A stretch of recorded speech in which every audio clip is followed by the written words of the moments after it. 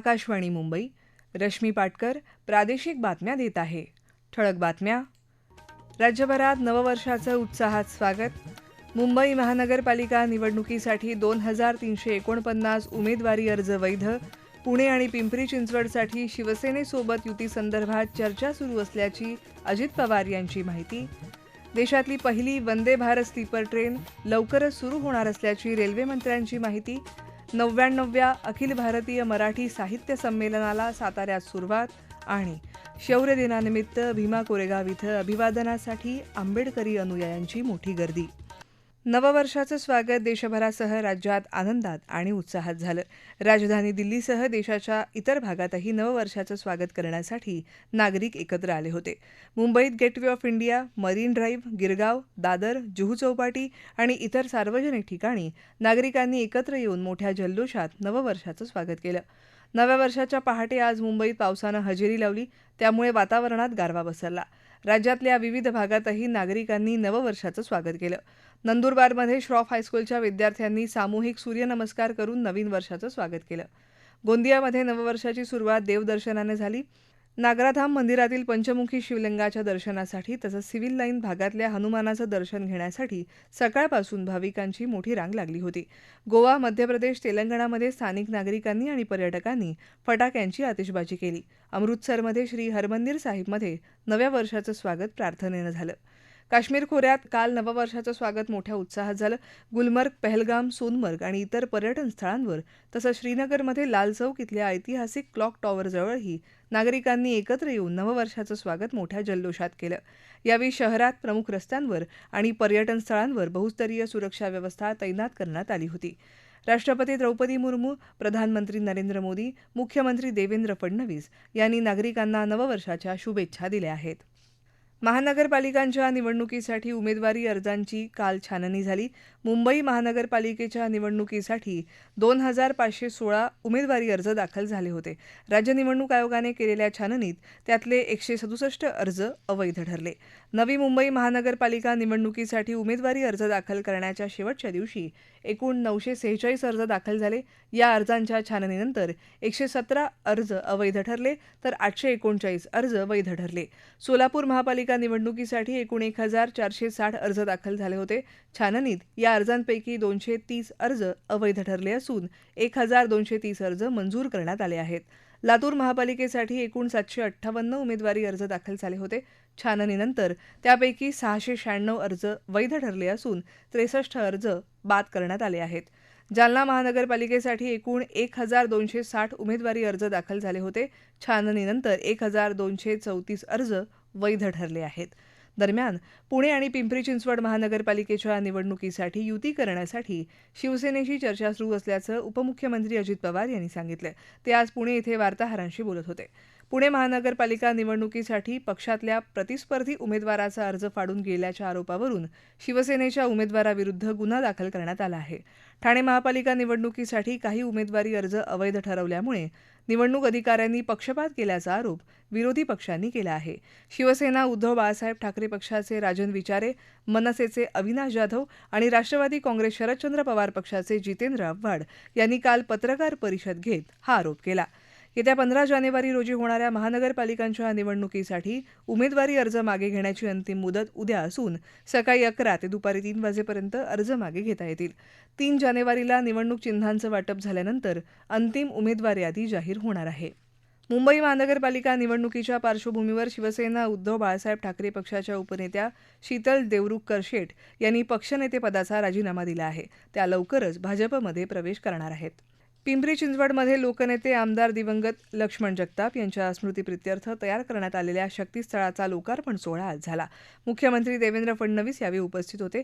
यावेळी लक्ष्मण पर्व या पुस्तकाचं प्रकाशन मुख्यमंत्र्यांच्या हस्ते झालं. लक्ष्मण जगताप यांना कोणताही राजकीय वारसा नसताना त्यांनी पिंपरी चिंचवड शहराचं नेतृत्व केलं. पिंपरी चिंचवडच्या विकासातलं त्यांचं योगदान कुणीही विसरू शकणार नाही असं मुख्यमंत्री देवेंद्र फडणवीस यावेळी म्हणाले.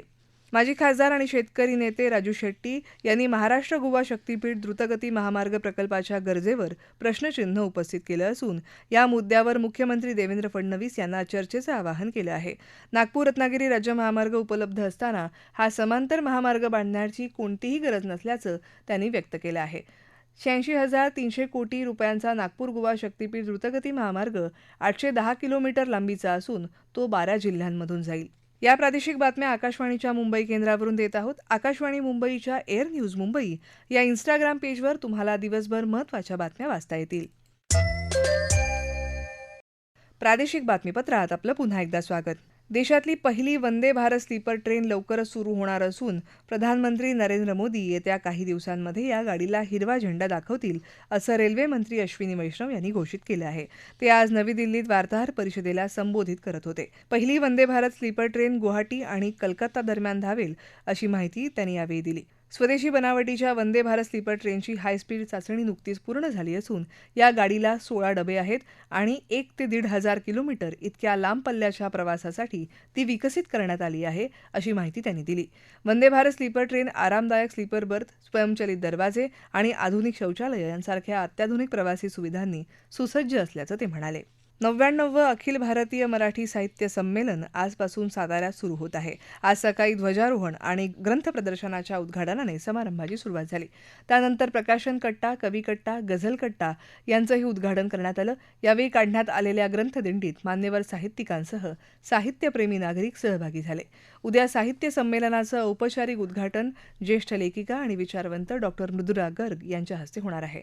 मुख्यमंत्री देवेंद्र फडणवीस, मराठी भाषा मंत्री उदय सामंत, ज्येष्ठ साहित्यिक डॉक्टर तारा भवाळकर, संमेलनाचे नियोजित अध्यक्ष ज्येष्ठ लेखक विश्वास पाटील समारंभाला उपस्थित राहतील.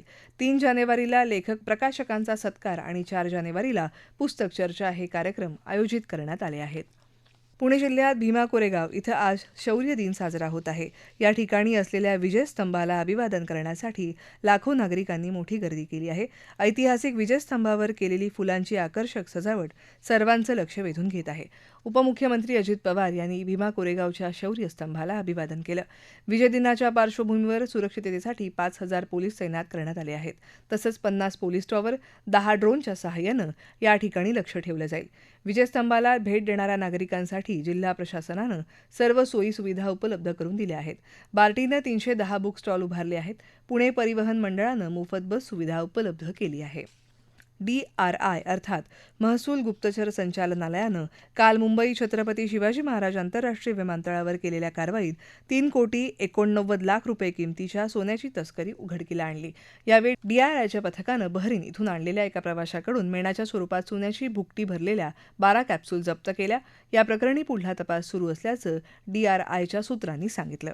कल्याणमध्ये एका अल्पवयीन मुलाची फसवणूक करून त्याचं खंडणीसाठी अपहरण करणाऱ्या चौघांना पोलिसांनी अटक केली आहे. आरोपींनी समाज माध्यमावर एका तरुणीच्या नावाचं बनावट खातं तयार करून या मुलाशी मैत्री केली, प्रेमसंबंधांचा आभास निर्माण करून त्याचा विश्वास संपादन केला आणि त्याला कल्याणमध्ये नांदिवली भागात भेटायला बोलवलं. मात्र प्रत्यक्ष भेट झाल्यानंतर त्याचं अपहरण करून त्याच्या पालकांकडे 20 लाख रुपयांची खंडणी मागितली. मुलाच्या पालकांनी केलेल्या तक्रारीवरून पोलिसांनी माग काढत या मुलाची सुटका केली आणि आरोपींना अटक केली. बिहारमध्ये बेगुसराय जिल्ह्यात पोलिसांच्या विशेष कृती दलाबरोबर काल झालेल्या चकमकीत एक नक्षली ठार झाला. दयानंद मालाकर उर्फ छोटू असं त्याचं नाव असून त्याच्यावर 50,000 रुपयांचं बक्षीस होतं. 14 पेक्षा जास्त गुन्हेगारी प्रकरणांमध्ये तसंच उत्तर बिहारमध्ये अनेक नक्षली कारवायांमध्ये त्याचा सहभाग असल्याचा आरोप आहे. ठळक बातम्या पुन्हा एकदा. राज्यभरात नववर्षाचं उत्साहात स्वागत.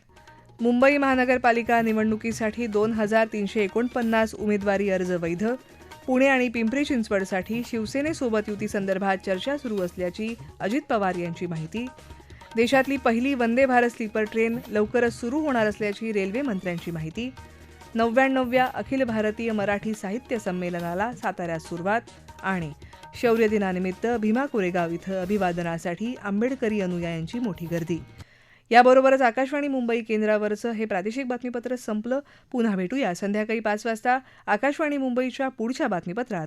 नमस्कार.